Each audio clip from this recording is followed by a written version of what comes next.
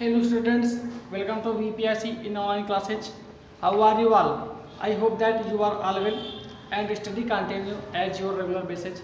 जैसा कि बच्चों आप लोग जानते हो, आपका लिटरेचर पार्ट लगातार स्टडी में है और जिसमें आप लगातार अध्ययन कर भी रहे हैं। वीडियोज़ के माध्यम से भी आप हर चीज़ को बिल्कुल अच्छे से सीखने का प्रयास कर रहे हैं, जो कि आपको यहाँ से बताया जा रहा है।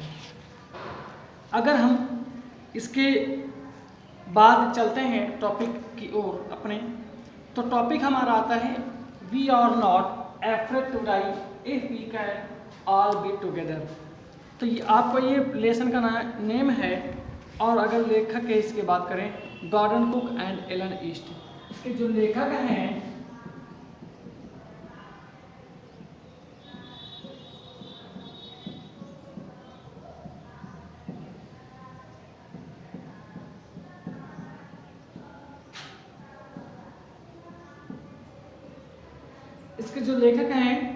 Gordon Cook and Alan East हैं। तो बच्चों आज आपको इस लेसन का समरी बताया जाएगा, जिसे हम लोग सारांश के नाम से जानते हैं। आज इस लेसन में आप पूरी कहानी के साथ साथ इसका समरी भी अपने रिमाइंड में रखेंगे। तो बच्चों चलते हैं, लेसन का नाम है we are not afraid to die, यानी हम मरने से नहीं डरते हैं। If we can all be together, यदि हम सभी लोग एक साथ हो सकते हैं। जिसके लेखक हैं Gordon Cook and Alan East. अगर बच्चों इसके हम कहानी की बात करें तो इसके जो लेखक हैं उन्होंने अपने फैमिली बैकग्राउंड और एक जो उनकी वॉयज होती है, जिसे हम लोग समुद्री यात्रा के नाम से जानते हैं, उसके बारे में उल्लेख किया गया है। तो अगर कहानी की शुरुआत करें तो कहानी के शुरुआत में लेखक ने बताया कि जुलाई 1976 में मेरी पत्नी हैरी तथा मेरा 6 वर्ष का बेटा जोनाथन और 7 वर्ष की पुत्री सुजान और मैं, लेखक इंग्लैंड के प्लाईमाउथ से कप्तान जेम्स कुक द्वारा 200 वर्ष पहले दुनिया के चारों ओर की समुद्र यात्रा को दोहराने के लिए एक साथ रवाना हुए थे। तो लेखक ने शुरुआत में ही बताया कि जो इसकी यात्रा है वो वॉयज है, जिसे हम लोग समुद्री यात्रा के नाम से जानते हैं। लेखक ने बताया कि जुलाई 1976 की बात है, जब मैं, मेरी पत्नी, मेरा बेटा और एक बेटी इंग्लैंड के प्लाईमाउथ से कप्तान जेम्स कुक द्वारा 200 वर्ष पहले एक प्लान किया गया था कि हमें समुद्री यात्रा से दुनिया का चारों चक्कर लगाना है या घूमना है। उसके बाद मेरी और मैं 37 वर्ष का एक व्यापारी था, जिसने अनेक विशेष प्रकार के खोजों द्वारा समुद्री यात्रा करने का सपना देखा था और पिछले 16 वर्षों के दौरान हमें अपना फुर्सत का पूरा समय बिताने में समुद्री जल में यात्रा करने को दक्षता हासिल करने में कोशिश किया और सफल भी रहे। जब लेखक अपनी फैमिली और कप्तान जेम्स कुक के साथ वहाँ से रवाना होते हैं तो वे पाते हैं कि जो उनकी यात्रा है वह लगभग 10,500 किलोमीटर की यात्रा है, या कह लीजिए। और उन्हें, यानी लेखक को और उसकी पत्नी को, बेटा को, बेटी को और जो जहाज के कप्तान थे जेम्स कुक को पूर्व की ओर से चलने वाले उन्होंने अपने साथ 2 नाविकों को ले लिया, जो कि अमेरिकी लॉरी विजिट और स्विस हर्ब सीलर थे, जो दुनिया के सबसे खराब समुद्रों में से भी एक दक्षिणी हिंद महासागर का सामना करने में कुशलता प्राप्त किए हुए थे। होता क्या है, लेखक अपनी समुद्री यात्रा को आरंभ करता है तो केप टाउन से बाहर दूसरे दिन उन लोगों को बहुत ही तेज आंधी का सामना करना पड़ता है। उसके बाद अगले कुछ हफ्तों तक वहाँ पर तेज आंधी चलती रही, लेकिन लेखक को तेज आंधी की चिंता बिल्कुल भी नहीं हुई, क्योंकि लहरों का आकार भयंकर था और लहरें जो ऊपर की छोर में 15 मीटर तक ऊंचाई पर उठ रही थी। 25 दिसंबर को जब केप टाउन से पूर्व में 35 किलोमीटर की दूरी पर हम लोग थे, तो बहुत ही खराब मौसम के बावजूद हमने क्रिसमस बच्चे के साथ अच्छे ढंग से छुट्टी का दिन वहाँ पर बिताया, यानी 25 दिसंबर को। ठीक है। उसके बाद 9 वर्ष के पहले भी मौसम में कोई सुधार नहीं दिखाई पड़ता है, लेकिन हमने महसूस किया कि 9 वर्ष आने के पहले ही मौसम में कुछ सुधार हो जाएगा, जिससे हम लोग नए वर्ष का उल्लास मनाएंगे। लेकिन होता क्या है, मौसम में परिवर्तन कुछ भी नहीं हुआ और पहले से ज़्यादा मौसम खराब हो जाता है। 2 जनवरी के सुबह की लहरें, समुद्र की लहरें बहुत ही विशालकाय थी। ऐसा प्रतीत होता था कि आपदा का यह पहला संकेत था। जल्द ही आसमान काला हो गया, तभी एक बढ़ती हुई गर्जना हुई और एक बड़ा बादल जहाज के पिछले भाग पर ऊंचाई पर छा जाता है। मैंने खड़े होकर यह महसूस किया कि वह कोई बादल नहीं है, बल्कि एक लहर है, जिसे मैंने पहले कभी भी नहीं देखा था। वह एकदम पूरी तरह से खड़ी प्रतीत हुई। इन्हीं लहरें जो थी बिल्कुल हाइट में खड़ी प्रतीत होती हैं और दूसरी लहरों से लगभग उसकी गुनाई जो लंबाई थी 2 गुनी होती है, यानी इतनी ऊंचाई पर वो लहरें हुआ करती हैं कि देखते ही लोगों को परेशानियों का सामना जैसे करता।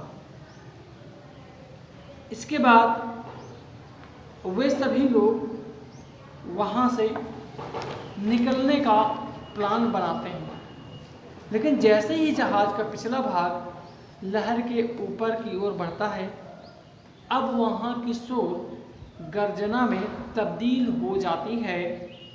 क्षण भर के लिए मुझे लगा कि हम उस पर बैठ जाएंगे, लेकिन तभी एक बड़े विस्फोट ने जहाज के डेक को हिला दिया। हरे और सफ़ेद पानी की प्रचंड धारा जहाज पर फूट पड़ी। मेरा सिर पहिए से टकराया और मुझे लगा कि मैं जहाज के ऊपर ही उड़ रहा हूँ। यानी इतनी तेज लहरें थी वहाँ पर कि लेखक को कुछ समझने का मौका ही नहीं मिला। अब मैं लहरों के बीच नीचे डूब रहा हूँ। लेखक को अपनी आने वाली मौत का एहसास होता है और जब मैं बेहोश होता जा रहा था तो मुझे बहुत राहत महसूस हुई कि लेखक बिल्कुल बेसुध हो गया था। इतनी तेज उसे लहरों ने थपेड़ा के माध्यम से गिरा दिया था। बिना किसी आशा के मेरा सिर पानी के से बाहर आया।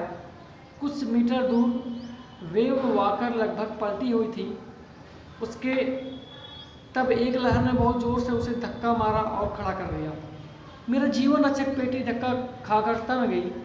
तभी मैं सुरक्षा प्रदान करने वाली रेलिंग को पकड़ लिया और मैं वहाँ से चोटिल अवस्था में, घायल अवस्था में, मुंह में खून, टूटे हुए दांत और इन पसलियाँ टूटी हुई इन्हीं चीज़ों के साथ मैं वहाँ से बाहर निकला, लेकिन जब मैंने देखा कि हर जगह पानी ही पानी था, यानी वाटर वॉच ऑल अराउंड, हर जगह पानी ही पानी था, मैं महसूस कर रहा था कि जहाज़ के नीचे पानी है, पर इसका पता न लगाने के लिए मैंने पहिए को नहीं छोड़ा। अचानक सामने का छोटा द्वार खुला और मेरी जो उसकी पत्नी थी लेकर कि वह प्रकट हुई, चिल्लाई कि हम डूब रहे हैं, डेक चकनाचूर हो गया है, हम पूरी तरह पानी में हैं। पर जैसे ही मैंने द्वार की ओर रेंगते हुए आगे बढ़ा, मैं चिल्लाया पहिए को पकड़ो। सभी लोग वहाँ पर जो लारी भी गए थे और हर्ब भी गए थे साथ में उसके, पागल आदमियों की तरह पानी निकाल रहे थे बाहर। टूटी हुई लकड़ियाँ अजीबोगरीब तरीके से लटकी हुई थी, हर जगह पानी ही पानी था। मैंने किसी तरह कैनवास को फैलाया, जो अंदर जहाज का पानी जा रहा था उसको रोका। तब मुझे याद आया कि चार्ट रूम में फर्श के नीचे हमारे पास दूसरा बिजली का पंप है।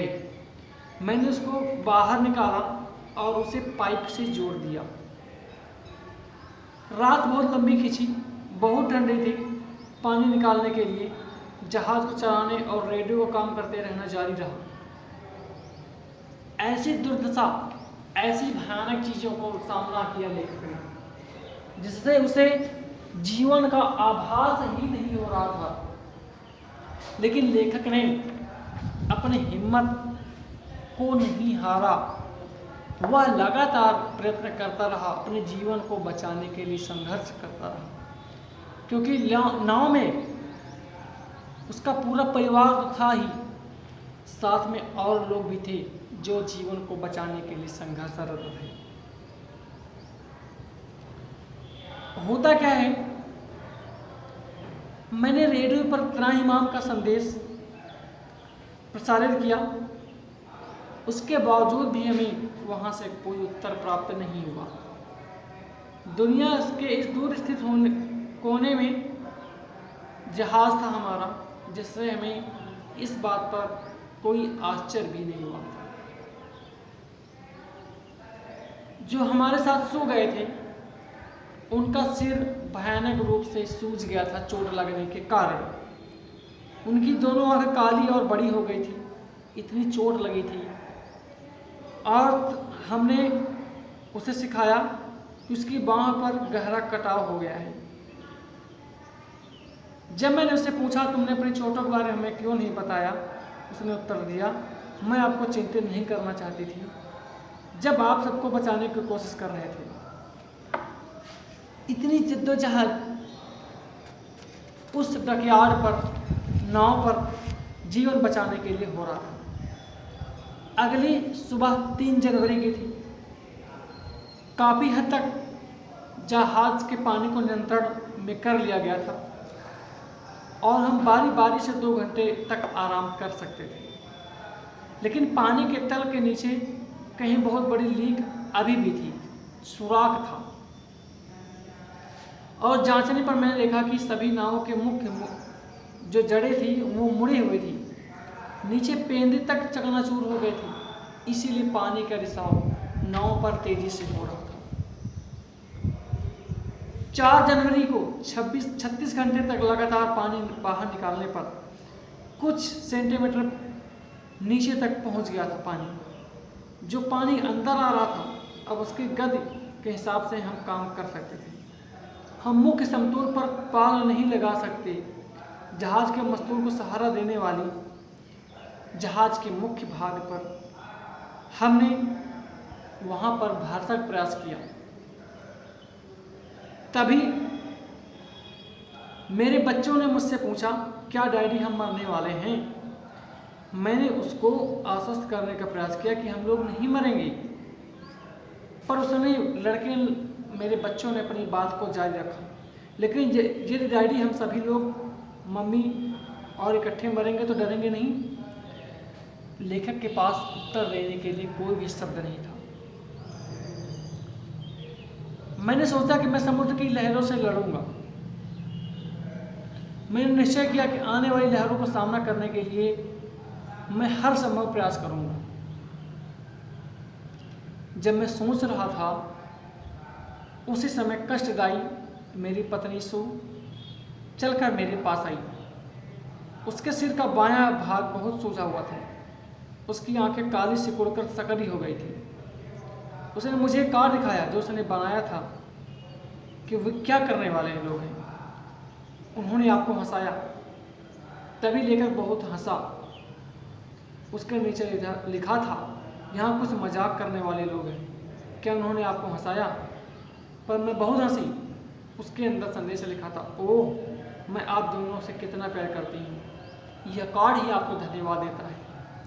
आओ और अच्छे से हंसे की उम्मीद करें, क्योंकि हमें तो अपनी यात्रा तय करना है। इसके बाद लेखक बारी बारी से अपनी दिशा सूचक शब्दों को खोज रहा था और अंत में, कहानी के अंत में, लेखक हर संभव परेशानियों का सामना करता हुए अपने आप को और अपने बच्चों को, परिवार को, जो नाव के साथ बैठे थे, उन सभी को बचाने में सफल हो जाता है। तो कहानी का शीर्षक यह निकलता है कि यदि हम कोशिश करें तो किसी भी बड़े से बड़े लक्ष्य को पा सकते हैं, किसी भी बड़े से बड़ी परेशानी को टाल सकते हैं, लेकिन उसके लिए अथक परिश्रम, साहस की जरूरत होती है। तो बच्चों, कहानी हमें बहुत कुछ सिखाती है। जब हम लोग अंत में निष्कर्ष पाते हैं तो यही होता है कि प्रयास करने से मौत को भी जीता जा सकता है।